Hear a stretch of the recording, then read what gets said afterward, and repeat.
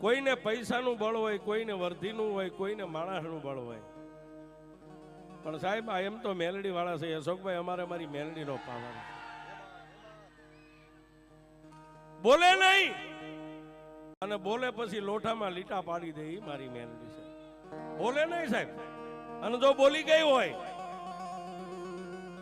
વિધાતા છે ને સાહેબ, વિધાતા વેરણ બની ગયો ને તમારા નસીબની માથે ચોકડી માંડી દીધી હોય ને, એક રવિવાર, બીજો રવિવાર, ત્રીજો રવિવાર, ચોથો, પાંચમો, એ આમ કદાચ 12 મહિનાના રવિવાર ભરો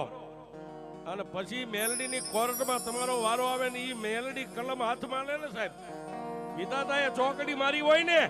એમાં કંકુના અક્ષર પાડી દે તો મારી મેલડી પાડી દે સાહેબ, બાકી ન પડી જાય.